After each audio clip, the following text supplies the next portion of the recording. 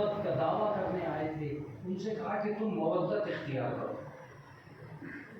سوال یہ پیدا ہوتا ہے کہ ایک لفظ تو ہے مودت، آپ اس سے انکار نہیں کر سکتے۔ جب انکار نہیں کر سکتے تو اب ایک سوال ضرور اٹھے گا کہ کیوں نہیں رسول اللہ نے یہ کہا کہ تم میرے اہل بیت سے محبت کرو، جبکہ محبت کا لفظ بھی اپنے آپ میں قوی لفظ ہے، اور رسول اسلام کے لیے اور بلکہ اللہ کے لیے ایک لفظ آیا والذین آمنوا اشد حبا للہ، جو صاحبان ایمان ہیں وہ سب سے زیادہ اللہ سے محبت کرتے ہیں۔ ظاہر سی بات ہے، جو اللہ سے محبت نہیں کرتا اسے یہ جان لینا چاہیے کہ وہ کسی سے محبت نہیں کر سکتا، اس لیے کہ جو اپنے پیدا کرنے والے ہی کا نہ ہوا وہ کسی کا کیا ہوگا؟ جو اپنے پیدا کرنے والے ہی کا نہیں ہوا وہ کسی کا کیا ہوگا؟ والذین آمنوا اشد حبا للہ، جو بھی صاحبان ایمان ہوتے ہیں وہ سب سے زیادہ کس سے محبت کرتے ہیں؟ اپنے اللہ سے محبت کرتے ہیں۔ یہاں مجھے دو تین باتیں یاد آ رہی ہیں اور میں پڑھوں گا ضرور۔ یا ایھا الذین آمنوا لا تلھکم اموالکم واولادکم عن ذکر اللہ ومن یفعل ذلک فاولئک هم الخاسرون۔ اے ایمان لانے والو، تمہارا مال اور تمہاری اولاد تمہیں ذکر الہی سے غافل نہ کرتے۔ جو بھی ایسا کرے گا وہ آخرت میں گھاٹا اٹھانے والوں میں سے ہوگا۔ اس کا مطلب یہ کہ سب سے زیادہ اگر انسان کو کسی سے محبت کرنی چاہیے، انسان کو کسی سے لگاؤ رکھنا چاہیے، تو وہ کس سے رکھنا چاہیے؟ اپنے پروردگار سے رکھنا چاہیے۔ میں اس کو اور آگے بڑھا سکتا ہوں۔ ایک آدمی آیا رسول اللہ کے پاس اور رسول اللہ کے پاس آ کے کہتا ہے کہ ما علی الایمان اوثق من الایمان، یا رسول اللہ سب سے مضبوط پایا ایمان کا کیا ہے؟ رسول اسلام نے کہا تم کیا سمجھتے ہو؟ تم بھی تو بتاؤ کہ مضبوط پایا کون سا ہے؟ یا رسول اللہ نماز کئی اچھی ہے مگر یہ نہیں۔ یا رسول اللہ روزہ کئی اچھا ہے مگر یہ نہیں ہے۔ یا رسول اللہ حج کئی اچھا ہے مگر یہ نہیں ہے۔ یا رسول اللہ زکوٰۃ کئی اچھی ہے مگر یہ نہیں۔ تو یا رسول اللہ پھر کیا ہے؟ رسول اسلام نے فرمایا اوثق علی الایمان ان تحب الرجل فی اللہ وان تبغض فی اللہ، سب سے مضبوط پایا ایمان کا یہ ہے کہ تم کسی بھی شخص سے محبت اللہ کی وجہ سے کرو اور بغاوت اللہ کی وجہ سے کرو۔ کسی بھی شخص سے محبت اس وجہ سے مت کرو کہ وہ کیا ہے، نہیں، اس وجہ سے کرو کہ وہ اللہ کا بندہ ہے، اللہ کا چاہنے والا ہے۔ اسی لیے تو کہا گیا ہے کہ ہر ولی اللہ سے محبت، کیا مطلب؟ یہ ولی اللہ اور اولیاء اللہ سے جو محبت کرنے کا حکم کیوں ہے؟ اس لیے کہ وہ اللہ کی طرف نسبت ہے۔ کعبے سے محبت کیوں ہے؟ اس لیے کہ وہ کعبۃ اللہ ہے۔ قرآن سے محبت کیوں ہے؟ اس لیے کہ وہ کلام اللہ ہے۔ رسول سے محبت کیوں ہے؟ اس لیے کہ وہ رسول اللہ ہے۔ متوجہ رہیے گا، کسی بھی بندے سے محبت کیوں ہے؟ اس لیے کہ وہ عبداللہ ہے۔ علی سے محبت کیوں ہے؟ اس لیے کہ وہ نفس اللہ ہے، وہ ولی اللہ ہے۔ تو کسی سے بھی محبت کرو تو تم اس وجہ سے کرو کہ وہ اللہ کی وجہ سے کرو، یہ مضبوط پایا۔ تو لفظ محبت کی تشریح میں نے کل بھی کی تھی، میں بہت دیر کل بھی بولا تھا، لیکن کل میرا پیٹ نہیں بھرا۔ آپ کا تو پتہ نہیں بھرا ہوگا کہ نہیں بھرا، لیکن میرا پیٹ نہیں بھرا۔ کل کی اس تفصیل سے میں مطمئن نہیں ہو سکا، اور میں یہ سمجھ بیٹھا کہ بچوں کی سمجھ میں پتہ نہیں وہ آئے ہی کہ زمین اور آسمان محبت کی وجہ سے قائم ہیں، اور یہ تیرا تارے یہ سب یہ قائم ہے۔ ایک حدیث بھی ہے جس کی دنیا مذاق بھی آج کل اڑا رہی ہے، کن تو کنزم مخفیہ فاحببت کہ عرف، میں ایک چھپا ہوا خزانہ تھا۔ اب لوگ کہتے ہیں کس سے چھپا ہوا تھا؟ اسے کسی سے چھپنے کی ضرورت نہیں تھی مگر کسی کے سامنے ظاہر ہونے کی ضرورت تھی۔ وہ اپنے صفات کو کیسے ظاہر کرتا؟ وہ مسجود تھا لیکن کوئی سجدہ کرنے والا تو ہوتا، وہ معبود تھا پر کوئی عبادت کرنے والا تو ہوتا۔ کون تھا جو اسے پہچانے گا؟ اس نے اپنے پہچاننے کے لیے ایک مخلوق کو پیدا کیا، تاکہ وہ سجدہ کرتا چلا جائے اور وہ مسجود کہلاتا چلا جائے۔ اس لیے یہاں کنتو قسم مخفیہ کا مطلب یہ نہیں ہے کہ وہ کسی صندوق میں چھپا بیٹھا تھا۔ جب ہم خزانے کی بات آتے ہیں تو صندوق تک چلے جاتے ہیں اور صندوق کے سوال اللہ کے بارے میں کرنے لگتے ہیں کہ وہ کس سے چھپا ہوا تھا۔ ہر خزانہ چھپا ہوا نہیں رہتا۔ ایک صلوات پڑھ دیں محمد علیہ محمد۔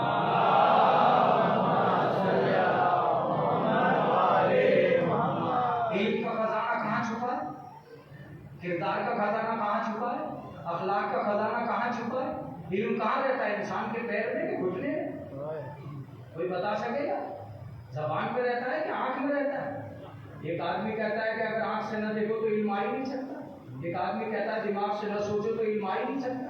تو جب تمہارے جسم میں پتہ نہیں ہے کہ علم کا خزانہ کہاں چھپا ہے تو تم کائنات میں سوچ کیا رہے ہو کہ اللہ کہاں چھپا ہے؟ صلوات پڑھ دیں محمد والے محمد۔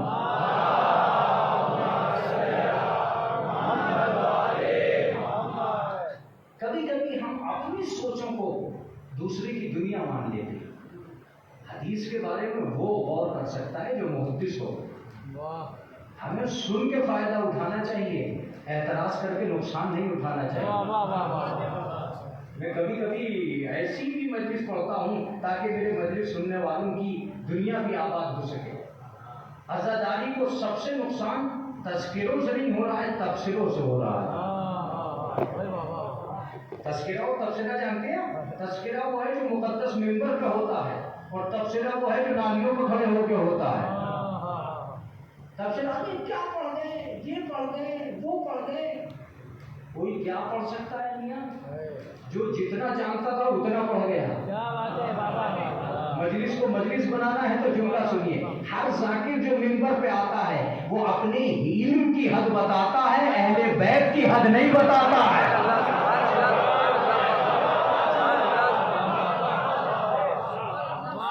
علم کی حد بتانے آتا ہے، اہل بیت کی حد کوئی نہیں بتاتا۔ اہل بیت کے فضائل فضل کے مطابق نہیں پڑھے جا رہے ہیں، عقل کے مطابق پڑھے جا رہے ہیں۔ کاش اردو زندہ ہوتی۔ فضل کے مطابق نہیں پڑھے جا رہے ہیں، عقل کے مطابق پڑھے جا رہے ہیں۔ جتنا میں جانتا تھا اتنا پڑھو۔ مثال کے طور پر ایک آدمی سائنس جانتا تھا، اس نے سائنس سے سمجھایا۔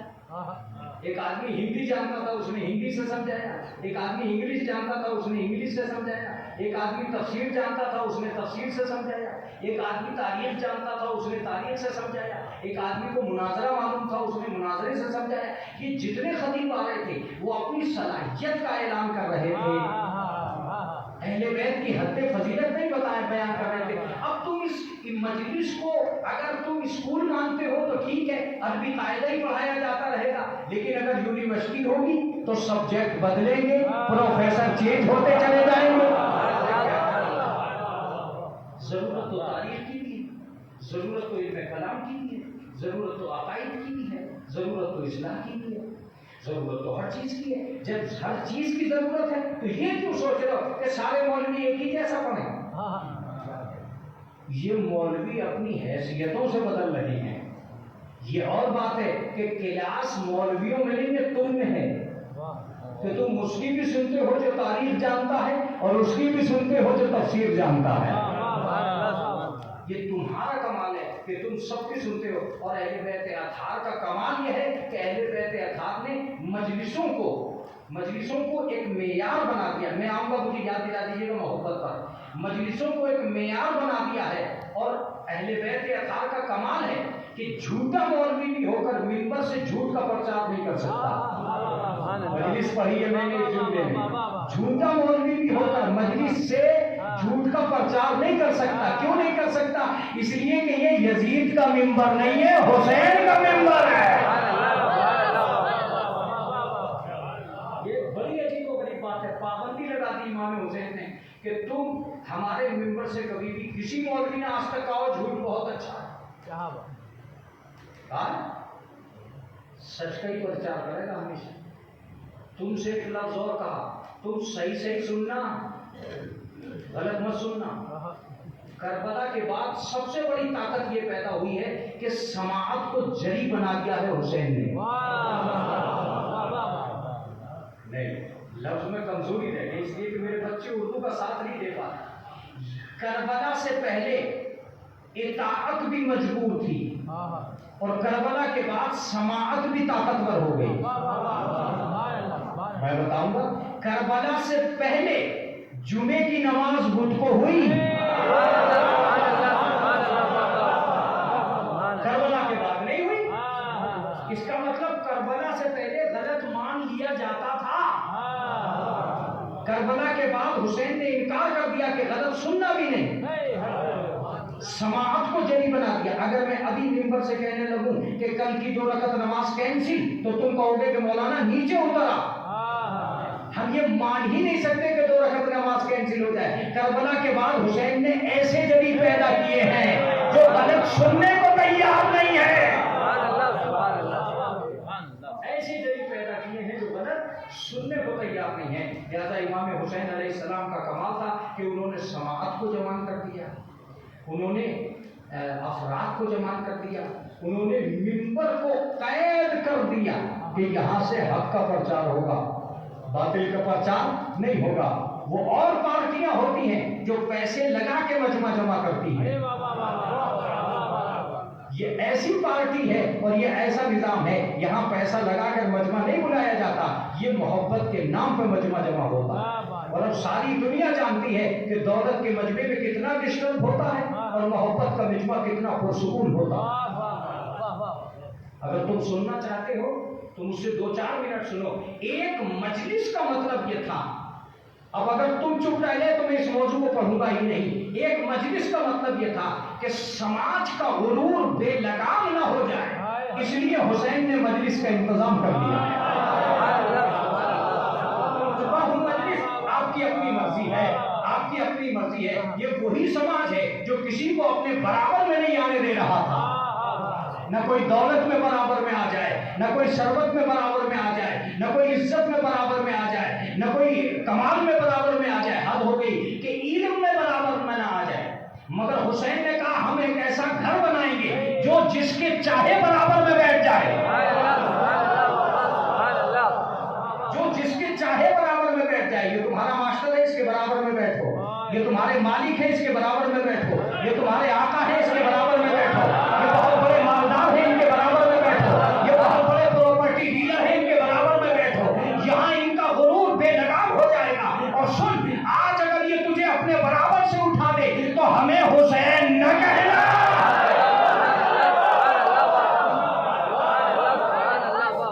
آج اگر یہ تمہیں اپنے برابر سے اٹھا دے تو ہمیں حسین علیہ السلام نہ کہنا. اور ایک جملہ اور ہے, جو بھی برابر سے اٹھانے کی کوشش کرے اس سے کہہ کے بھیجنا کہ یہ تیرے باپ کا دولت خانہ نہیں ہے, حسین کا دولت خانہ ہے.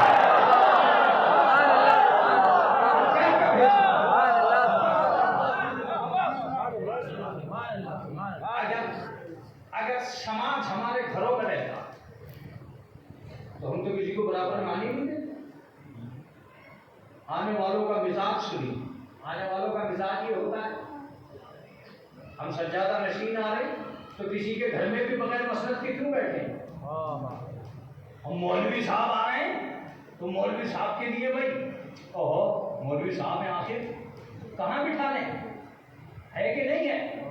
یہ نواب صاحب آ گئے, مورا ڈھونڈتا پھر رہا ہے آدمی, پھر نواب صاحب کو موڑے پہ بٹھاؤ. ماسٹر صاحب آ گئے, ارے بھائی ماسٹر صاحب آ گئے, کرسی پہ بٹھاؤ. حسین نے کہا جو آئے گا نیچے بیٹھے گا. جو آیا, ماسٹر آیا نیچے, ڈاکٹر آیا نیچے, انجینئر آیا نیچے, مولوی آیا نیچے, عالم آیا نیچے, فاضل آیا نیچے. مولا اس نیچے میں کیا ہے؟ تو 2 ہی جگہ تو نیچے بیٹھ کر اونچا ہوتا ہے, ایک مصلی پر بیٹھ کے, ایک مجلس پر بیٹھ.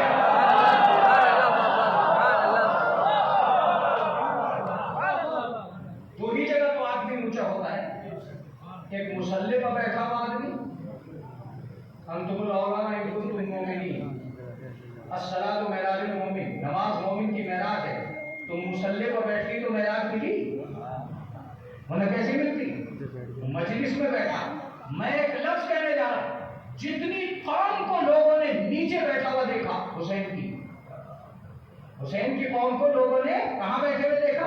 نیچے بیٹھے ہوئے دیکھا. جتنا لوگوں نے اسے نیچے بیٹھے ہوئے دیکھا ہے اتنے ہی اوپر پائی گئی یہ قوم. سوچیے تھوڑی سی دیر کے لیے. امام حسین کو چاہنے والے کوئی بہت زیادہ نہیں ہے مگر مشہور بہت زیادہ ہے. پہچان بہت زیادہ ہے. پہچان کیوں ہے؟ پہچان اس لیے ہے کہ امام حسین علیہ السلام نے ذمہ داری لی ہے کہ نیچے بیٹھنا تمہارا کام ہے, اوپر رکھنا ہمارا کام ہے. تم تو آنے کے بعد میں تمہیں احساس ہوگا. آج میں اپنے بچے کو یہ بھی بتا کے جاؤں گا کہ مجلس ہوتی کیا ہے اور مجلس کہتے کسے. مجلس نام ہے دو تہذیبوں کے سنگم کا. مجلس ہو جائے گی آپ. مجلس نام ہے دو تہذیبوں کے سنگم کا. ایک تہذیب آپ کے گھر کی ہے اور ایک تہذیب حسین کے گھر کی ہے. آپ اپنے گھر پہ بھی کچھ ہیں اور آپ امام حسین کے گھر میں بھی کچھ ہیں. یہاں آپ آتے ہو اپنی تہذیب, تو ایک تہذیب آپ کے گھر کی اور ایک تہذیب حسین کے گھر کی. مجلس ہو جائے گی اگر آپ متوجہ ہو گئے. مجھے بس اتنا بتاؤ کہ تم اپنے گھر کی تہذیب یہاں لانا چاہتے ہو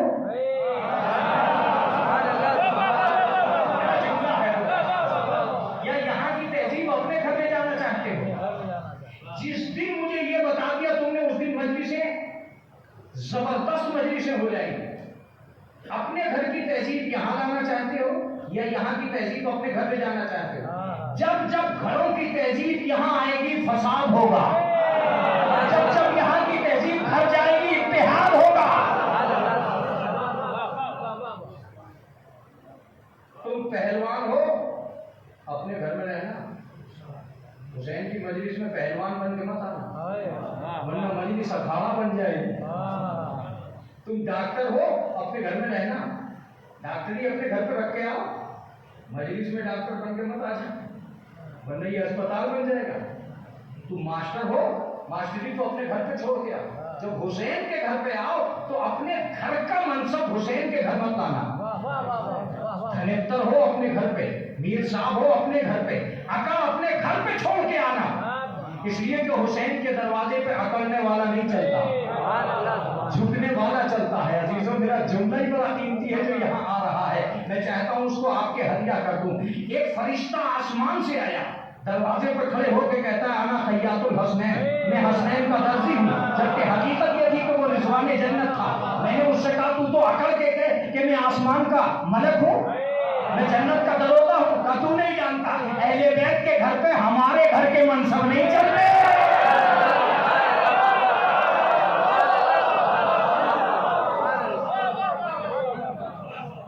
یہ اہل بیت کا گھر ہے, یہاں ہمارا منصب نہیں چلے گا.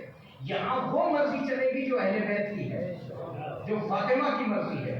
اس لیے یہاں آئیے تو ایسے آئیے جیسے حسین چاہتے. ایک چیز میں اپنی مجلس کی پڑھوں گا اور پھر امام حسین کی طرف واپس آؤں گا اور مجلس کو تمام کروں گا. سب سے پہلی چیز جو میں آپ کو شروع میں سمجھا رہا تھا کہ ابھی تک یہ سماج یہ طے ہی نہیں کر سکا کہ امام حسین کو ہم چاہتے کون سے لفظ سے ہیں, کون سا وہ لفظ ہے جو حسین کی چاہت کو پورتی کرے گا. اور مولانا یہ کیا کہہ رہا ہوا, یہ میں اس لیے کہہ رہا ہوں کہ اگر ہم حسین سے محبت کرتے ہیں اور اسی محبت کو ہم آخری لفظ مان لیں تو یقین مانیں کہ محبت تو بہت پیچھے رہ گئی ہے. حسین کا عشق بہت آگے نکل گیا, حسین کا عشق بہت آگے ہے, محبت بہت پیچھے رہ گئی. محبت تو ہم اور چیزوں سے بھی کرتے ہیں, مال سے محبت کرتے ہیں, اولاد سے محبت کرتے ہیں, بزنس سے محبت کرتے ہیں. تو کیا حسین سے بھی وہی محبت کرتے ہیں جو ہم اور چیزوں سے محبت کرتے ہیں؟ پتہ یہ چلا کہ اردو کی دنیا کی مجبوری یہ ہے کہ اردو کے پاس دل کی لگی کے اظہار کے لیے کوئی لفظ ہے ہی نہیں. مولانا یہ کتنا بڑا اعلان کر رہے ہو, جتنے لفظ ہیں اظہار دل کی لگی کے اظہار کے لیے سب عربی کے ہیں, سب عربی کے ہیں. اردو کا کوئی لفظ ہی نہیں ہے. الفت عربی کا, محبت عربی کا, عشق عربی کا, اور آئیے شغف عربی کا, مودت عربی کا. 5 حرف تو 5 لفظ تو میں نے گنا دیے, یہ پانچوں کے پانچوں عربی کے ہیں. اردو کے پاس تو دل کی لگی کے لیے اظہار کے لیے کوئی جملہ ہی نہیں تھا، اور اب اتنا مجبور ہے اردو کا دامن کہ وہ باپ محبت کر رہا ہے تو محبت، بیٹا محبت کر رہا ہے تو محبت. کوئی تو فرق ہونا چاہیے اوپر والے میں اور نیچے والے میں. دیکھیے جب تک آپ میرا مقدمہ نہیں سمجھیں گے، میری منزل نہیں سمجھیں گے، بھائی کوئی تو فرق ہو. عربی نے کہا ہم بتائیں گے. باپ جب بیٹے کو چاہے گا تو مرتبہ اور ہے، بیٹا جب باپ کو چاہے گا تو مرتبہ اور ہے. تو میں نے کہا کیسے؟ کہا باپ جب بیٹے کو چاہے تو اسے شفقت کہتے ہیں، بیٹا جب باپ کو چاہے تو اسے اطاعت کہتے ہیں. لفظ بدلے تو پتا چلا کہ یار یہ آدمی جو ہے وہ اوپر سے چاہ رہا ہے اور یہ آدمی نیچے سے چاہ رہا ہے. اس کا مطلب یہ کہ کوئی لفظ تو بدلے، مگر ان کا کیا ہے کہ باپ سے بھی محبت، بیوی سے بھی محبت، بیٹی سے بھی محبت، اولاد سے بھی محبت، دنیا سے بھی محبت. وہ فرق تو ہو، ایک ہی لفظ میں سب کو توڑ دیا. محبت میں سارے ترازو میں توڑ گئے. کوئی لفظ کو بدلو. اگر لفظ میں جان ہوتی تو قرآن مودت کا نام نہ لاتا. قرآن مودت کا نام لایا اس لیے تھا کہ کوئی فرق تو ہو محبت اور مودت میں. اب میں بات کو تمام کر چکا، میں اس کو تفسیر نہیں کر سکتا کہ محبت کیا ہے اور محبت کیا نہیں ہے، لیکن اس دنیا کے اندر محبت وہ لفظ نہیں ہے جو امام حسین کی عشق کا اظہار کا پتہ دے سکے. مولانا دیکھیے کٹھن تو میرے لیے بھی ہے اور کٹھن آپ کے لیے بھی ہے، لیکن اللہ سے ہم دونوں دعا کرتے ہیں کہ جلدی منزل آسان ہو جائے. اب جب لفظ کوئی ہے ہی نہیں تو ہم محبت ہی کو معیار مان لیتے ہیں. اگر ہم محبت ہی کو معیار مان لیتے تو میں یہ دعوے سے کہتا ہوں کہ ہماری حسین سے محبت سے آگے کی کوئی چیز ہے. جو ہم کائنات سے کرتے ہیں وہ ہے محبت، اور جو ہم حسین سے کرتے ہیں وہ ہے مودت. اب تشریح کر رہا ہوں جلدی، میں جلدی میں آ گیا، ورنہ تو 15-20 منٹ تو اور نکال دیتا، لیکن میں جلدی میں آ گیا اپنی مجلس کے سناٹے کی وجہ سے. متوجہ رہیے گا، جس پر انسان قربان ہو جائے اسے محبت کہتے ہیں، اور جس پر محبت قربان ہو جائے اسے مودت کہتے ہیں. کلیئر ہو گئی بات؟ اب اگر کلیئر ہو گئی تو تیار ہو کے بیٹھ جائیے گا. آرام سے محبت ہے، اسے مجلس میں لگا دینا مودت ہے. متوجہ رہیے گا، اسے مجلس میں لے آنا محبت ہے. نیند سے محبت ہے، اسے شب بیداری بنا دینا، ایسے کوئی بیان نہیں کرے گا، اسے شب بیداری بنا دینا مودت ہے. مال سے محبت ہے، اسے تبرک میں بانٹ دینا.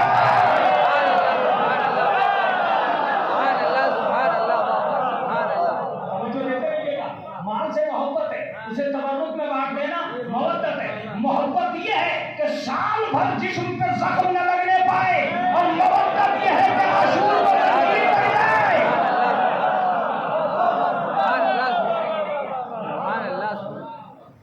محبت اور مودت کا اگر فرق نہیں ہوتا تو یہ سب کہاں سے آ جاتا؟ چلیے اور تھوڑا سا آگے بڑھ جائیے، آپ 2 قدم آگے بڑھ جائیے، آپ کا اور میرا مسئلہ حل ہو جائے گا. ہماری محبت یہ ہوتی ہے کہ سال بھر ہمارا بچہ بھوکا نہ رہے، اور کوئی محبت عشرے کے دن کہتی ہے فاقہ رکھو. اس کا مطلب یہ ہے کہ محبت اور ہے مودت اور. ہم جو حسین کو چاہتے ہیں اس ساری دنیا سے ہٹ کر چاہتے ہیں. اگر ہٹ کر نہ چاہ رہے ہوتے تو آپ سوچئے تھوڑی سی دیر کے لیے کہ کون ایسا ہے جو اس محبت کا اعلان کر دے گا، اس محبت کا پتہ دے دے گا. جہاں موت سے بھی آدمی ٹکرا جائے اس محبت کو آپ کس جگہ لا کے رکھیں گے؟ اب میں ایک لفظ تم سے کہنے جا رہا ہوں اور مجھے اجازت دیجیے، میں پھر آگے بڑھ جاؤں گا. متوجہ رہیے گا، میں پھر آقا حسین کی طرف چلا جاؤں گا. ایک لفظ میں کہنا چاہ رہا ہوں، جب تم غلام ہو کر اتنا کر سکتے ہو تو وہ امام ہو کر کیا نہیں کر سکتا؟ تم تو غلام ہو، اس کے باوجود تم اتنا کرتے، وہ امام ہو کر کیا نہیں کر سکتا؟ ہاں تمہارا عزاداری کرنا بہت ضروری ہے. اب یہ اور بات، اس پوری مجلسوں کا فائدہ آج تو کوئی بھی نہیں بتا سکتا کیا فائدہ ہے. آج کون بتائے گا کیا فائدہ ہے؟ روزانہ مجلس میں جاتے ہیں، روزانہ مجلس سے آتے ہیں، کوئی فائدہ نہیں ہے. ہاں ایک فائدہ ہے، کس لیے آتے ہیں میں وہ بھی بتاؤں گا تھوڑی سی دیر میں. لیکن اعتراض کرنے والوں کا اعتراض یہ کہ کوئی تبدیلی تو دیکھی نہیں گئی. اور میں یہ کہتا ہوں کہ بھائی تبدیلی تو آنی چاہیے مجلس میں. جس مجلس میں آپ کی تبدیلی نہ آئے تو اس مجلس کو آپ تھوڑا سوچیے گا گھر جا کے کہ ہم کیا کرنے گئے تھے. مجلس میں گئے ہیں تو تبدیلی تو آنی چاہیے. لفظ سنیے. یہی اعتراض ایک پان کی دکان والا بھی کرتا تھا جو کالج کے باہر پان لگاتا تھا. اسٹوڈینٹس پر کالج والوں پر اعتراض کرتا تھا ہمیں روز چپلیں پٹھاتے پھر رہے کچھ کام کرو پیسے کماؤ کیا کالج میں روز جاتے ہو روز آتے. ایک دن اتفاق سے کوئی محلے کا ٹہلتا ہوا بھائی آ گیا. بھائی نے اس پہ بجا ڈالا. ظاہر سی بات ہے بہت سارے بھائی ایک جیسے تو نہیں ہوتے. بچانے والے اور ہیں بچانے والے اور. کچھ بھائی نام ہی رکھا جاتا ہے بچانے والوں کا نام بھائی رکھتے. بھائی ادھر سے ٹہلتے ہوئے آ گئے. بھائی نے انہیں اچھا خاصا دھن دیا. وہ جو تھانے میں پہنچے تو انہوں نے دیکھا ہے ارے تم یہاں کیسے. بولے میں تو اسی کالج کی وجہ سے یہاں ہوں. وہ جو روز تو مجھے جاتا آتا دیکھ رہا تھا اسی پڑھائی کی وجہ سے آج میں یہاں تھانے دار بنا بیٹھا ہوں.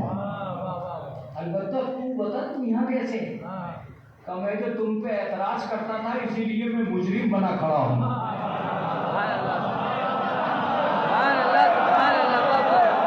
آج تو ہم کسی سے کچھ کہہ ہی نہیں سکتے کہ کیا تھا کیا نہیں تھا. یہ تو ہم کل محشر میں بتائیں گے جب لوگ جنت میں بیٹھا ہوا دیکھ کے کہیں گے تم یہاں کیسے.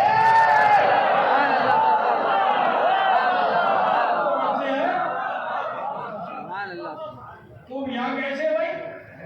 تو ہم اس دن کہیں گے کہ سنو میاں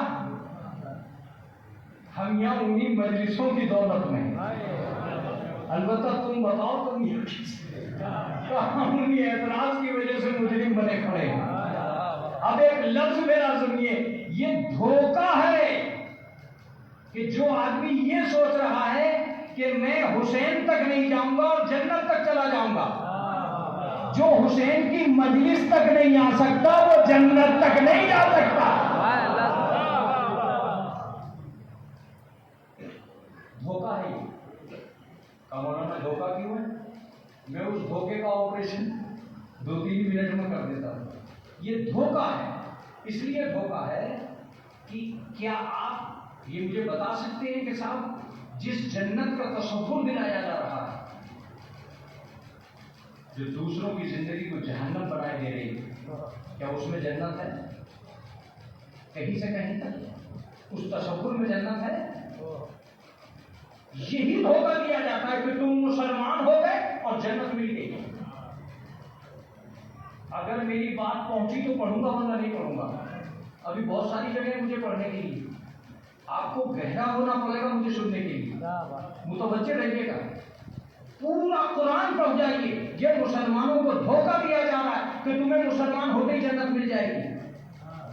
مسلمان جنت تک پہنچنے کے لیے پہلا زینہ ہے آخری زینہ نہیں ہے. میں کاش اپنے بچوں کو سمجھا دیتا. کالج میں داخل ہوتے ہی ڈگری نہیں ملے گی.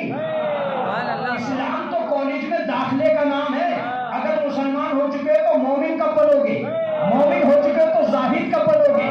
زاہد ہو چکے تو متقی کب بنو گے. متقی ہو گئے تو عارف کب بنو گے. عارف ہو گئے ہو تو کامل کب بنو گے. تم پہلے ہی سینے میں کہہ رہے ہو ہم سب کچھ ہو گئے. وردی پہنتے ہی پینشن مانگ رہے ہو.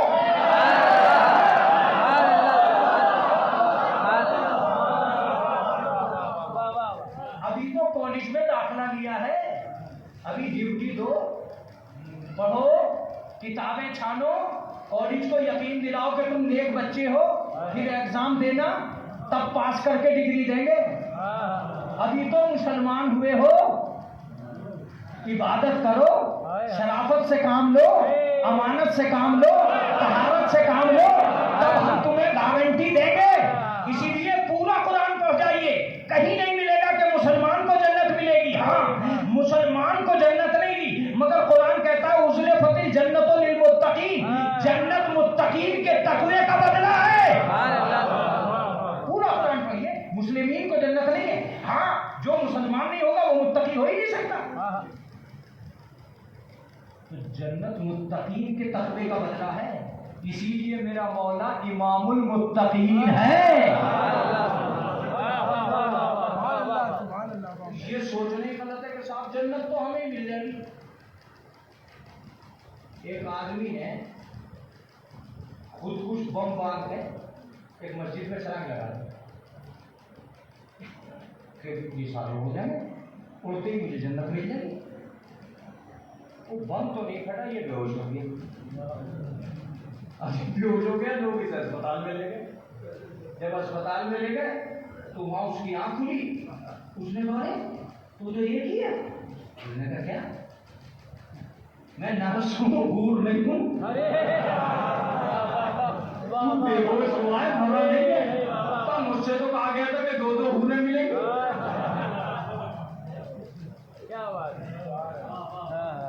یہ ہے وہ جنت جس کی تلاش میں دوسروں کی زندگی جہنم ہوئی پڑی ہے۔ آپ ذرا سوچیے گا تو آپ کو پتا چلے گا کہ کیا دنیا کے اندر بکرے کی گردن کٹے نعرے تکبیر لگے اچھی بات ہے، مگر انسانوں کے گلے کٹے اور نعرے تکبیر لگا، یہ کیا ہے؟ آج بھی اگر کوئی آدمی انسان کی گردن کاٹتے ہوئے کہتا ہے اللہ اکبر، تو کیا آپ کو احساس نہیں ہوتا کہ طبیعت کا دین اور ہے، شریعت کا دین اور ہے؟ ارمان کے بندے کہاں ہیں، قرآن کے بندے کہاں ہیں؟ آپ کو سوچنا پڑے گا کہ خواہشات پہ کون چل رہا ہے، آیات پہ کون چل رہا ہے۔ یہ کون سا اسلام ہے بھائی؟ یہ کون سا مذہب ہے؟ یہ کون سا دین ہے کہ آدمی کو کاٹنا ہے اللہ اکبر؟ قمر سلطان گھبراؤ مت یار، ابھی ڈرنے کی ضرورت نہیں، ابھی تو بہت منزل آگے۔ خدا کی قسم اہل بیت اطہار نے ہر قوم ہر قبیلے کی پہچان بنائی تھی، آخری پہچان کو حسین پہ چھوڑ دیا تھا۔ تم جاگ جاؤ تو میں مجلس پڑھوں۔ رسول بتا کے گئے تھے مشرک کیسے ہوتے ہیں، علی نے جا کے خیبر میں بتا دیا تھا یہودی کیسے ہوتے ہیں، فاطمہ نے مباہلے میں آ کے بتایا عیسائی کیسے ہوتے ہیں، حسین نے کربلا میں بتایا مسلمان کیسے ہوتے ہیں۔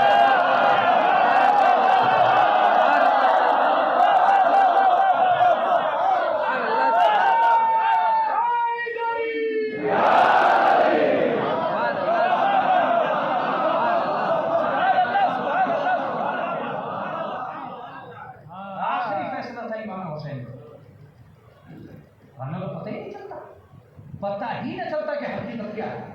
حقیقت کو امام حسین کو چھوڑ دیا گیا تھا کہ اس حقیقت کو اجاگر کرنا ہے۔ آپ کو یہ دنیا سمجھ ہی نہیں پاتی اور آج بھی نہیں سمجھتے۔ آج بھی سوچو، انہوں نے اتنے کارنامے کیے ہیں کہ لوگ اسلام کو بھول کر مسلمان کے چہرے کو اسلام کہنے لگے۔ آپ ذرا سوچیے، اگر اسلام بہت اچھے مذہب کا نام ہے تو یہ آتنکوادی کہاں سے ٹہل لے؟ اس کا مطلب یہ کہ ہمیں سوچنا پڑے گا کہ طبیعت کا مسلمان کہاں بیٹھا ہے، شریعت کا مسلمان کہاں بیٹھا ہے۔ اگر یہ بات صحیح نہیں ہے تو آپ کے سماج میں ایک لفظ آتا ہے اچھا مسلمان، اس کا مطلب تم بھی مانتے ہو کہ برا مسلمان۔ متوجہ رہے گا، دوسرا جملہ بڑا عجیب ہے، تم کہتے ہو سچا مسلمان نہیں ہے، اس کا مطلب تم بھی مانتے ہو کہ جھوٹا مسلمان ہے۔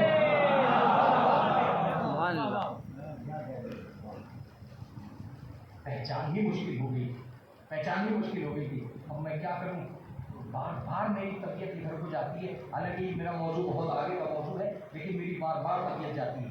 معاف کیجیے گا، امام حسین علیہ السلام نے اپنے آپ کو پہچانوانے کے لیے کربلا نہیں بنائی۔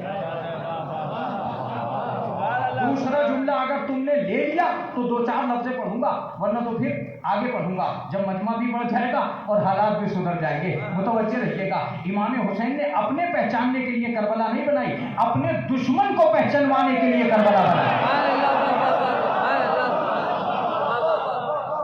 تم نے اچھا سنا اس لیے مجھ سے تحفہ لیتے چلے جاؤ۔ امام حسین نے کہا تو صحیح، اب اگر تم ہم سے لڑنا چاہتے ہو تو اب تک منافق گلیوں میں جو دشمن چھپا بیٹھا تھا اسے سب کو جنگل میں لا کے کھڑا کر دوں گا۔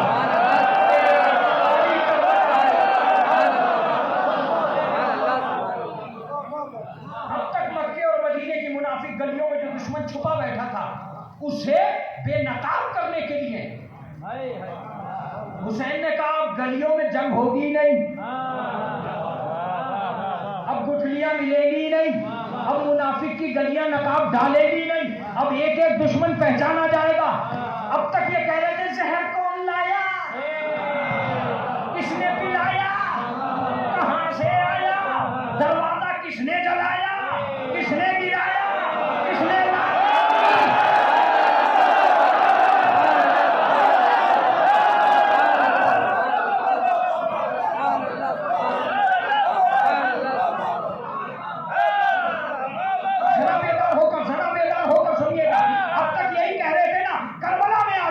یہاں یہ کہہ کے لکھ لاؤ کہ تیر کس نے چلایا، خیمہ کس نے جلایا۔ ایک ایک دشمن، کمال یہ تھا کہ وہاں کا دشمن یہ کہتا رہا کہ میں نے نہیں جلایا، اور یہاں کے دشمن نے خود کہا کہ گواہ رہنا پہلا تیر میں نے جلایا۔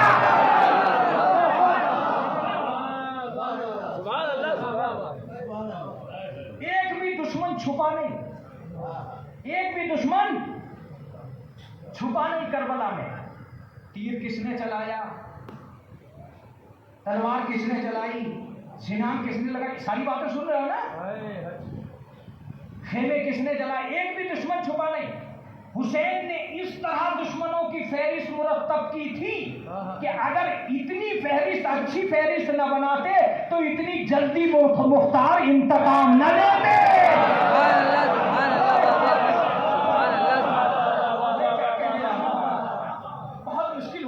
گلیوں میں آنا، لیکن آ گیا ہوں تو اپنے بچے کو یہ سمجھا کے تو جاؤں گا کہ حقیقت کیا تھی۔ مسئلہ یہ تھا ہی نہیں کہ مجھے کون پہچانے گا، مسئلہ یہ تھا کہ اب تک کا جو دشمن نہیں پہچانا جا رہا اب پہچانا جائے گا۔ عقل سوچے گی تو صحیح ہے کون لوگ ہیں، عقل پہچانے گی تو صحیح ہے کون لوگ ہیں، یہ کیا کر رہے ہیں۔ لہذا امام حسین کی ہمت کو داد دیجیے گا، ایک ایک دشمن پہچانا گیا۔ یہاں ایک شعر مجھے ستا رہا ہے، میں اس کو سنائے دے رہا ہوں، پھر اس کے بعد آپ کی مرضی ہوگی۔ ایک صلوات پڑھ لیجیے محمد۔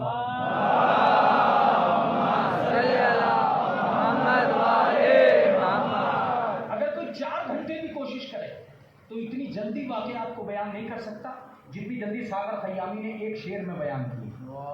اگر تم شاعری سے محبت رکھتے ہو تو یہ شعر نہیں ہے، واقعی شعر ہے۔ یہ شعر ہی نہیں ہے، واقعی شعر ہے۔ سنیں، دریا سمٹ کے پاؤں کے چھالوں میں آ گئے۔ دوسرے شعر کے بعد مجلس گونجتی رہ جائے گی۔ دریا سمٹ کے پاؤں کے چھالوں میں آ گئے، خیمے جلے تو لوگ اجالوں میں آ گئے۔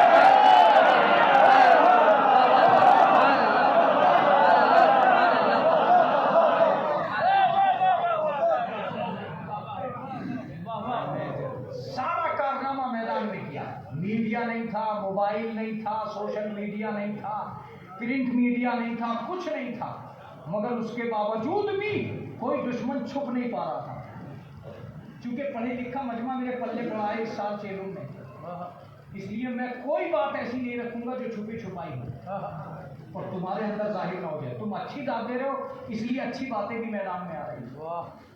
پوری تاریخ کربلا میں میرے بزرگ واقف ہیں، پوری تاریخ کربلا میں ایک آدمی تھا جس نے چھپ کے وار کیا تھا، تاریخ نے اس کا بھی نام لکھ دیا۔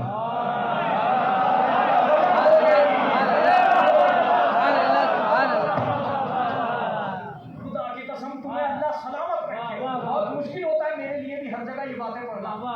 میں بتاتا ہوں وہ کون۔ لکھا ہے تاریخ میں کہ ایک آدمی تھا حکیم ابن طفیل یا حکیم ابن طفیل، اس میں اختلاف ہے، کبھی کبھی نام پہ بھی مولوی کو پکڑ لیتے ہیں۔ 2-4 کتابیں پڑھنے والے یہ کام بھی کرتے ہیں کہ 10 کتابیں پڑھنے والوں کو بھی آگے کر لیتے ہیں۔ ایک آدمی نے یہ ایک مولوی بیچارے کو پریشان کر کے پھر مجلس ہی نہیں پڑھ پایا، اس نے کہیں مختار نامے میں دیکھ لیا تھا کہ حر ایسے کر کے ہاتھ بند کے چلا، اس مولوی نے پڑھ دیا کہ حر نے پیچھے ہاتھ باندھے۔ بولا مولانا یہ بتاؤ کہ پیچھے ہاتھ باندھے تھے کہ آگے ہاتھ باندھے؟ بیچارہ اپنے مجلس ہی نہیں پڑھ پایا کبھی، کیونکہ اس کے منہ سے تو نکل گیا تھا کہ پیچھے ہاتھ باندھے۔ اس نے مجھے فون کیا کہ قمر سلطان بھائی یہ تو بہت پریشان کر رہا۔ میں نے کہا یار وہ 4 کتابیں پڑھے ہوئے ہیں، مختار نامہ دیکھے ہوئے ہیں، اس سے میری طرف سے ایک جملہ کہہ دے کہ مختار نامے میں غلط ہے، اب بتا تو صحیح کہاں ہے۔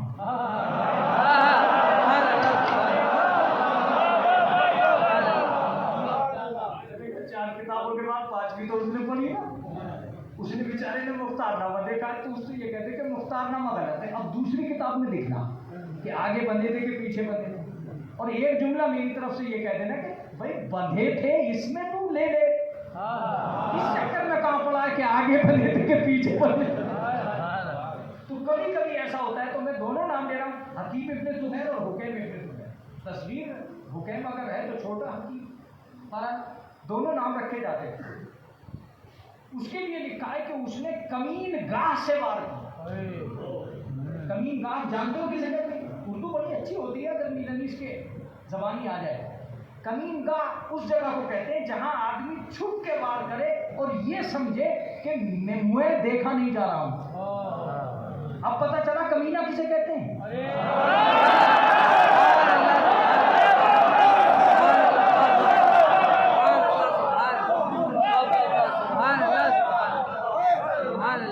अब पता चला कमीना किसे कहते हैं। कमीना वो आदमी होता है जो कौम को कमजोर करता चला जाए और उसका नाम सामने ना आए।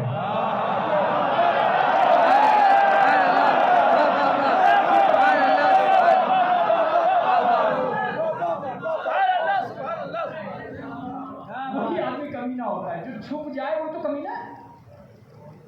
तो वो कमीन गाह से वार करा था। तारीख ने उसका भी नाम लिख दिया कि वो हकीम इब्ने तुफैल था जिसने हजरत अब्बास का बाजू काटा था छुप के। तो इसका मतलब ये कि करबला वो जगह है जहां कोई कमीना भी नहीं छुप सका।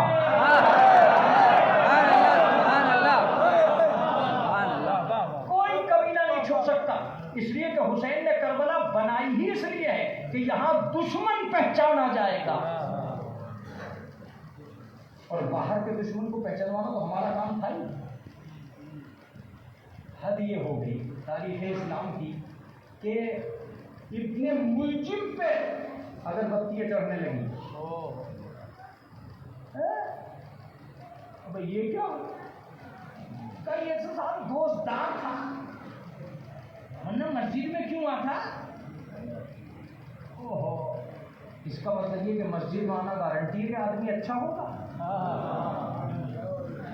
ये गारंटी है क्या? बहुत से लोग हज करके हाजी न बने, पाजी बने।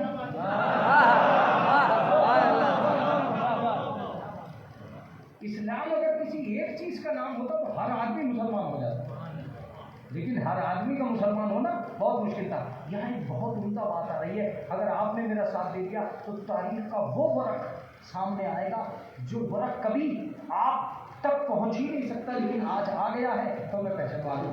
एक आदमी और था जिसके चेहरे पर नकाब थी, मुतवज्जे रहिएगा, चेहरे पर नकाब थी। जब वो इमाम हुसैन के पास पहुंचा है आखिरी वक्त में, तो ये तारीख है, मैं आपको बता रहा हूँ। इमाम हुसैन ने कहा जरा चेहरे से नकाब तो हटा। सवाल ये पैदा होता है कि वो हुसैन जो नस्लों को पहचानता है, वो इस आदमी से क्यों कह रहे हैं कि चेहरे से नकाब को हटा? मेरे मौला, आप इस आदमी को नहीं पहचानते हैं क्या? जानते हैं। जो दीवार के पीछे का जानते हो, जो महशर तक की बातें जानते हो, जो नस्लों की बातें जानते हो, जिनकी तलवार नस्लों को देख के चलती हो, वो ये कह रहे हैं कि जरा चेहरे से नकाब तो हटा। का मैं इसलिए नहीं कह रहा हूं कि मैं नहीं जानता, मैं तो जानता हूं कि ये कौन है। तारीख भी पहचान ले ये कौन है। जब उसने चेहरे से नकाब उठाई तब मेरे मौला ने कहा कद सद्दक़ता जद्दी रसूल अल्लाह, मेरे जद रसूल अल्लाह ने सच कहा था कि जो मुझे कत्ल करेगा वो मबरूस होगा। तो शिमर इब्ने ज़ुलजौशन था। तो बच्चे हो गए, आज बहुत अच्छी बातें हो गई, खुदा की कसम ये मौलवियत की तमन्ना से हो गया। वरना मैं तो सोच रहा था कि यार वही उछाल कूद वाली मर्जी से पढ़ता रहूँगा और उसी में काम चलता रहेगा, लेकिन मैं इधर को चला आया और बड़ी अच्छी बातें आपसे हो गई। मुतवज्जे रहिएगा, बहुत मुश्किल काम था। देखिए, काफिर को पहचानवाना बहुत आसान था। आज एक नफ्स का जवाब दे जाइए और मजलिस को तमाम कर लीजिए। कल भी मैंने जोश में ज़्यादा पढ़ी थी, आज भी ज़्यादा पढ़ी। एक बात का जवाब दे जाइए और बात को तमाम कर लीजिए। क्या मुबाहिले का मैदान इसलिए हुआ था कि ये साबित कर दिया जाए कि पैगंबर सच्चे हैं? वाह वाह वाह। अगर यही काम करना था तो क्या आपको यकीन नहीं है کہ اکیلے رسول جاتے تو اپنے کو سچا منوا کے نہ میں کہتا ہوں کہ میں بہت شارٹ کر کے پڑھتا ہوں. کیا آپ کو یقین نہیں ہے کہ تنہا رسول جاتے تو سچا منوا کے نہ آتے؟ نہیں، تنہا رسول کی بات ہی نہیں تھی. رسول اس لیے اپنے پریوار کو نکلے تھے لے کر کہ دنیا کو پتا چل سکے کہ خالی میں ہی سچا نہیں ہوں.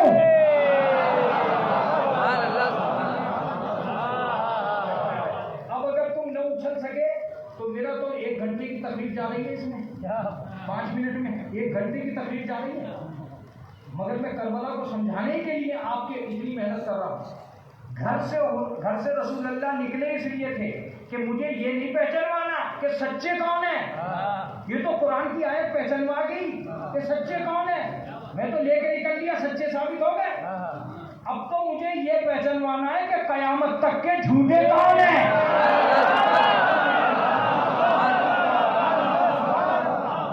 اب جملہ مسلسل سنیے. میں نے کہا یا رسول اللہ کیسے کا جو آج میرے مقابلے پہ آ جائے وہ جھوٹا، جو کل علی کے مقابلے پہ آ جائے وہ جھوٹا، جو پرسوں حسن کے مقابلے پہ آ جائے وہ جھوٹا، جو نرسوں فاطمہ کے مقابلے پہ آ جائے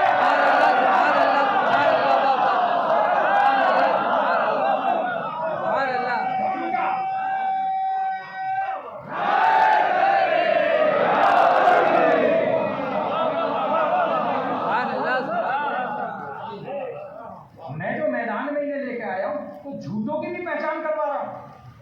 جب آج حسن اور حسین بچے ہیں اور ان کے مقابلے میں کوئی جھوٹا نہیں چل پا رہا تو کل جو بھی مقابلے میں آئے گا جھوٹا ہی ہوگا. تم کہاں سے انہیں سچا سمجھ رہے ہو؟ آج اگر ذاکر نائک بہت زیادہ یزید کا بھتیجا بن بھی جائے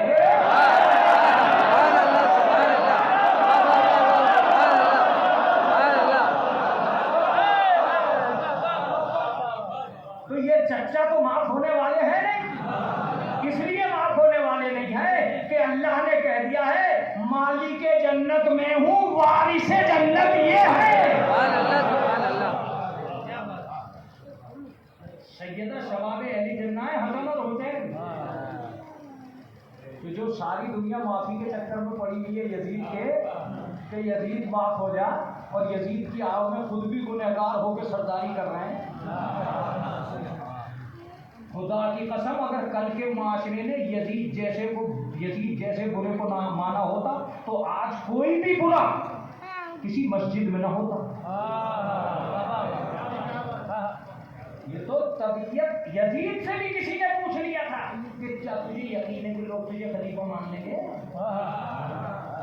کیا مان لیں گے؟ اس لیے کہ مجھے بھروسہ ہے اسلام کے بھیس میں جھوٹے بہت ہیں.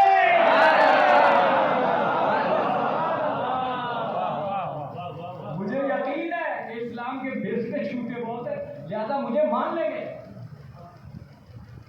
دیکھیے اگر کسی جھوٹے کو یقین نہ ہو کہ سماج میں جھوٹے نہیں ہیں تو کھڑا ہی نہیں ہوگا الیکشن کے لیے. مجھے بھروسہ ہوتا ہے کہ یار جیسے بہت سارے ہیں، وہ اکیلا تھوڑی شراب پینے والا محمد والے محمد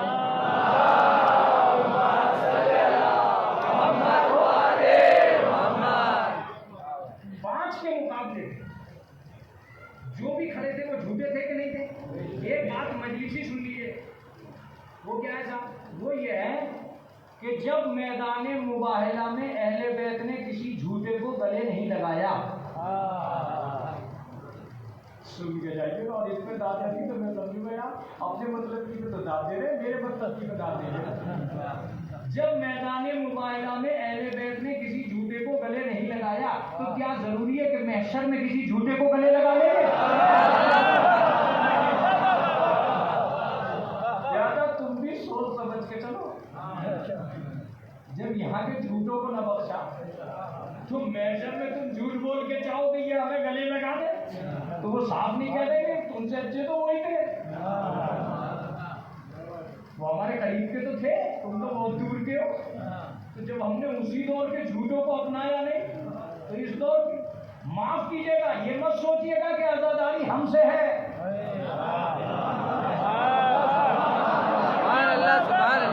یہ مت سوچیے گا کہ عزاداری ہم سے ہے. جب حسین کربلا بنانے کے لیے بھیڑ نہیں ڈھونڈتا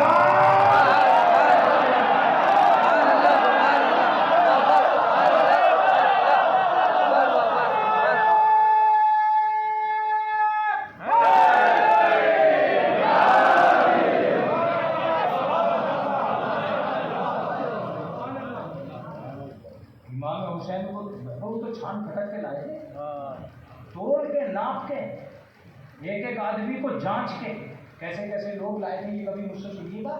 لیکن فی الحال میں آپ کو آج ایک امام حسین علیہ السلام کی طاقت دیتا ہوں کہ امام حسین نے کیسے کربلا کو عروج دیا اور کیسے پہچانوایا کہ یہ کون ہے اور میں کون ہوں۔ بڑا مشکل تھا، تصویر ان کی بھی ہاتھوں میں تھی، وضو کرتے ہوئے تو انہوں نے قتل کیا تھا، وضو کر رہے تھے نماز عصر کے لیے، نمازیں تو برابر پڑھ رہے تھے مقابلے پہ۔ حبیب ابن مظاہر کی تو جنگ اس بات پر ہوئی کہ اس نے یہ کہہ دیا تھا کہ تمہاری تو نماز ہی قبول نہ۔ آج بھی پہچانو کہ یہ لفظ کس کی زبان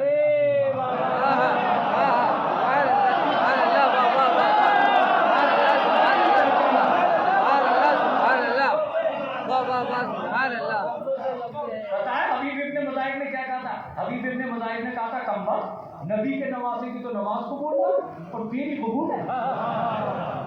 یہ کہہ کے آگے بڑھ گئے، اور آگے بڑھنے کے بعد میں کسی نے کہا کہ ارے حبیب نماز نہیں پڑھو گے کیا؟ کہا آپ نبی کے ساتھ پڑھیں گے۔ حبیب کیا کہنا چاہ رہے ہو؟ کہا اگر آدمی اہل بیت کے ساتھ ہے تو یہاں بھی جنت میں ہے، وہاں بھی جنت میں ہے۔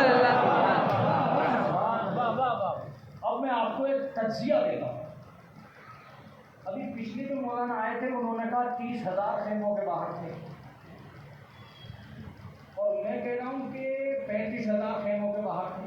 چلو 5,000 کو برداشت کر لیتے، اس لیے کہ یزید کے کتنے حمایتی آئے تھے یہ تو تاریخی معین نہیں ہے، حسین کے کتنے دشمن تھے یہ فہرست ہے۔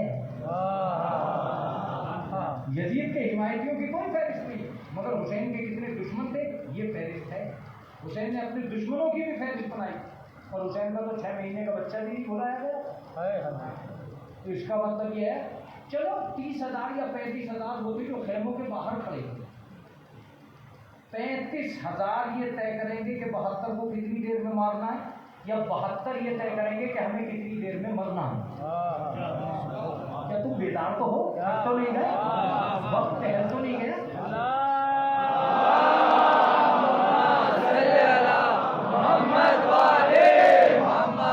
طاقت تو میری جاتی ہے، میری ہاتھ خراب ہوتی ہے اور میرا پیٹ یہ کہنے لگتا ہے کہ مجھے دیر ہو گئی ہے، وہ دکھنے لگتا ہے۔ لیکن پلیز آپ اپنی سماعت کو جوان رکھیے، 35,000 یہ طے کریں گے کہ ہمیں کتنی دیر میں مرنا ہے اور ہمیں کتنی دیر میں مارنا ہے، یا 72 طے کریں گے؟ خدا کی قسم 35 یہ طے نہیں کر سکے کہ ہمیں کتنی دیر میں مارنا ہے۔ حسین نے رات کو ہی اعلان کر دیا تھا کہ ہمیں عصر تک مرنا ہے۔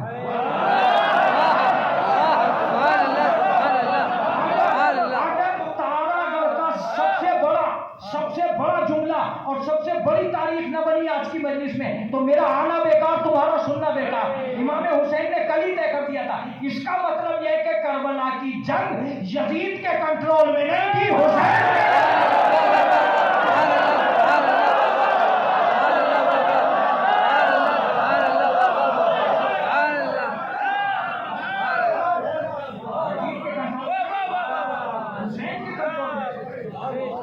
امام حسین نے برنامہ طے کیا تھا کہ عصر تک جنگ ہونی ہے، نافع بن ہلال بجلی۔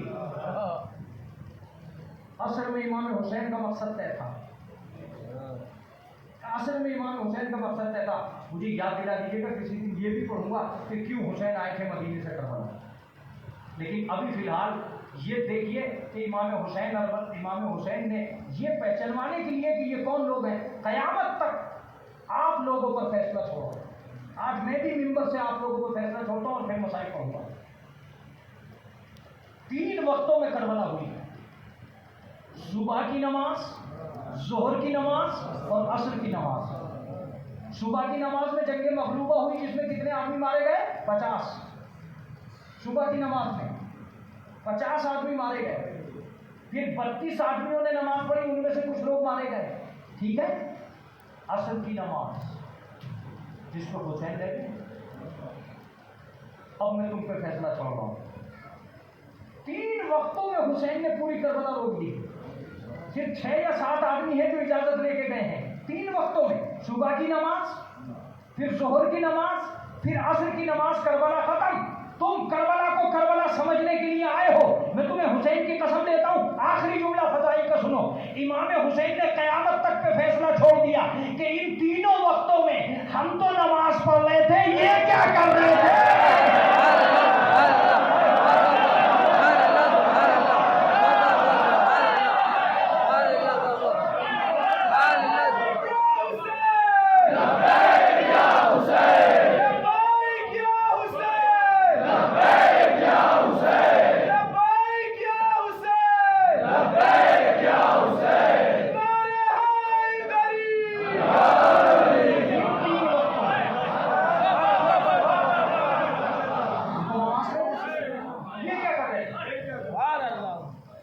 ظہر کا وقت آیا، سعید اور زہیر دونوں آدمی آگے بڑھے اور آگے بڑھ کے کہتے ہیں کہ مولا یہ اول وقت نماز ظہر ہے۔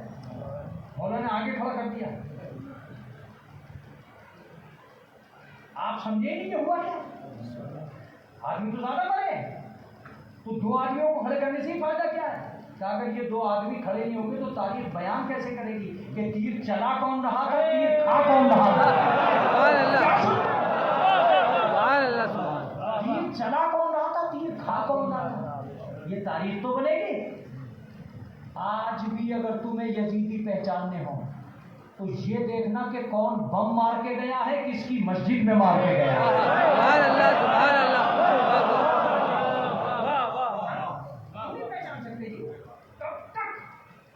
اسلام کی نقاب پہن کے انسان مسلمانوں کا دشمن بنا رہے ہیں، کب تک بھیڑیے کی کھال میں، بھیڑیے شیر کی کھال میں بھیڑیے گھسے رہیں گے؟ یہ مسلمان نہیں ہے، یہ مسلمانوں کی بدنامی کا سبب ہے۔ ہاتھوں میں بم لیے کھڑے اور مسجد میں بھاگ رہے۔ عالم اسلام میں اس وقت اگر 10 ملکوں میں جنگ ہو رہی ہے تو کم سے کم 8 ملک ایسے ہیں جن میں مسلمان مسلمان کو مار رہا ہے۔ کیوں مار رہا ہے؟ کیوں مار رہا ہے؟ تم مجھ سے 10 دفعہ کہو کیوں مار رہا ہے؟ میں یہ کہتا ہوں یہ اس وقت پوچھتے کربلا میں کہ کیوں مار رہا ہے مسلمان مسلمان کو، مگر جب تم نے کل پوچھا ہی تو بھگتو، کل ہی پوچھ لیتے کہ تو تم مسلمان ہے تو مسلمان کو کیوں مار رہا ہے؟ آج پوچھ رہے ہو مسلمان مسلمان کو کیوں مار رہا ہے؟ عبداللہ ابن عمر سے جا کے فتویٰ پوچھا، میرے کپڑے پہ مچھر کا خون لگ گیا، میں نماز پڑھوں نہ پڑھوں؟ عبداللہ کو غصہ آ گیا۔ عبداللہ نے کہا کم بخت کہیں گے، شام سے آیا یہ پوچھ رہا ہے کہ مچھر کے خون میں نماز ہوگی نا؟ کل حسین کا خون بہایا تو نہیں پوچھا؟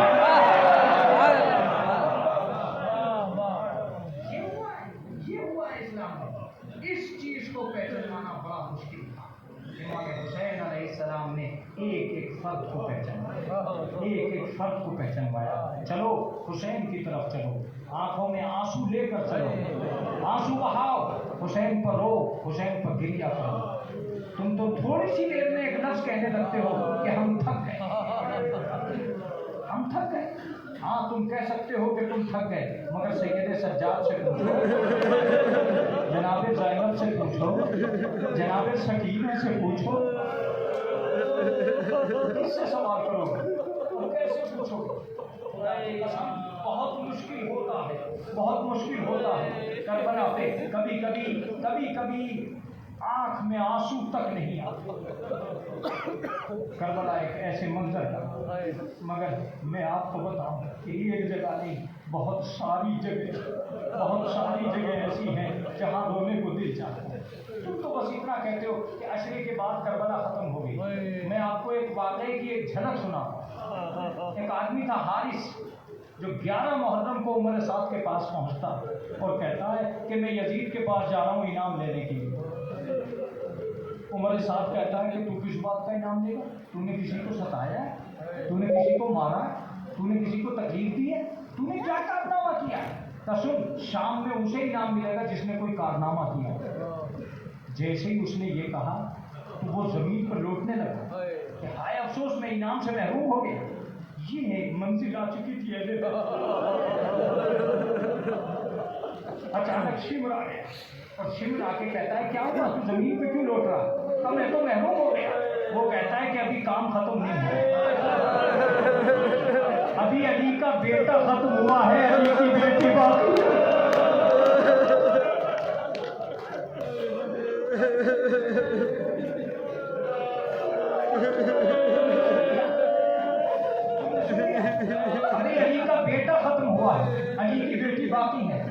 तुम अगर चाहते हो कि तुमसे कोई कारनामा अंजाम पा जाए तो मैं तुझे ड्यूटी देता हूँ। शिमर आया, एक ताजियाना दे के उसे कहा कि ये ताजियाना पकड़ो। उसने ताजियाना पकड़ा। तब वो देखो औरतों में वो औरत देख रहे हो, उसका नाम ज़ैनब बिन्ते अली है। इसके बाद अगर मैं मिंबर से उतर भी जाऊं तो कम नहीं होगा। अब वो देखो वो ज़ैनब बिन्ते अली है। कहा है कहा तुम्हारी ड्यूटी ये है कि तुम इस पर निगाह रखना और ये यहाँ से शाम तक सोने ना पाए।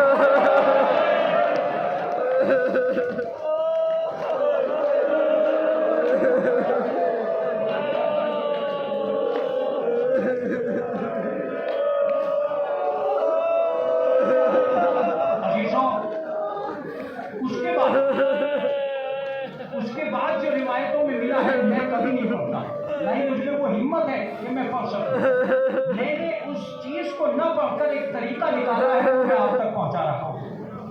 रिवायत ये बताती है कि तारीख ने इनकार कर दिया है कि कितनी जगह उसने ज़ैनब को सोने नहीं दिया। कितनी जगह ऐसी आई जहां जनाब ज़ैनब को उस हारिस ने सोने नहीं दिया। ये एक ऐसा दौर चल रहा है जिस दौर में अहले बैत अत्हार पर कयामत गुजरी। एक बहुत मशहूर वाक़या, मैं कभी भी मसाइल में इधर उधर नहीं जाता, मैं एहसास को जगाकर मसाइल पढ़ता हूँ। एक बहुत मशहूर वाक़या बयान किया जाता है कि जब यजीद के दरबार में ये काफिला पहुँचा तो एक मर्तबा यजीद कहता है कि तारुफ कराया जाए कि ये कौन लोग हैं। रिवायत बताती है कि जब तारुफ होते होते जनाब ज़ैनब तक पहुंचा तो उसने कहा कि क्या ये ज़ैनब बिन्ते अली है? हाँ कि यही ज़ैनब बिन्ते अली है। कहा इसे सामने लाया, मैं इससे गुफ्तगू करना चाहता हूँ। मैंने सुना है कि ये बड़ी बलीदा है। और ये कह के एक मर्तबा जैसे ही उसने कहा कि मैं गुफ्तगू करना चाहता हूँ तो सारे असीरों ने एक जबान होकर कहा कि बदबख्त, क्या तू अली की बेटी से कलाम, नबी की नवासी से कलाम करेगा? ताकि मैं नबी की नवासी से कलाम करना चाहता हूँ। और एक मर्तबा कहा इसे सामने लाया जाए। रिवायत बताती है कि सारी बीबियां जनाब ज़ैनब के सामने खड़ी हो गई। यजीद शिमर से कहता है कि शिमर इन बीबियों को हटाओ। आप जानते हो हटाने का तरीका क्या था? हटाने का ये तरीका था कि पहला कौड़ा जनाब कुलसूम पे और जनाब कुलसूम पे होश हो गई। दूसरा कौड़ा जनाब लुब्बा पर तो जनाब अब्बास की अहलिया, जिस बीबी के कौड़ा लगता था, जिस बीबी के ताजियाना लगता था, वो बीबी बेहोश होकर जमीन पे गिर जाती। रिवायत लिखती है कि एक मर्तबा एक आखिरी बीबी बची, ज़ईफ़ा जनाब फिज़्ज़ा जनाब ज़ैनब को घेर कर खड़ी हो गई और आवाज दी, ये जालिम, जब तक फिज़्ज़ा मौजूद है उस ज़ैनब से हम कलाम नहीं हो सकते। रिवायत बताती है कि एक मर्तबा शिमर ने ताज़ियाने को हवा में लहराया। ताज़ियाने का हवा में लहराना था कि अचानक जनाब फिज़्ज़ा ने यजीद के पीछे बैठे हुए हबशियों की तरफ देखा और देख के कहा कि तुम्हारी कौम की बेटी के ताज़ियाना मारा जा रहा है। रिवायत की बताती है कि 400 कुर्सी नशीन हबशी एक मर्तबा सामने आ गए शिमर के और शिमर का ताज़ियाना रोक के कहा, रुक जा, जब तक ये साबित नहीं होता कि ये हमारे कबीले की है या नहीं, तू ताज़ियाना नहीं मार सकता। बस एक मर्तबा सारे हबशी कहते हैं कि तुम्हें साबित करना होगा कि तुम हमारे कबीले की हो या नहीं। रिवायत बताती है कि जनाबे फिज़्ज़ा ने अपनी ज़बान में कलाम करना शुरू कर दिया और अपने अबा की जेब से एक चीज निकाली, उसको दिखलाया। उसका दिखलाना था कि वो निशान था उनके बादशाह का। उस एक मर्तबा सबके सब कदमों में गिर पड़े और कदमों में गिर के अब जो उठे तो उठने के बाद यजीद की तरफ देख के कहा, यजीद, अगर एक ताज़ियाना भी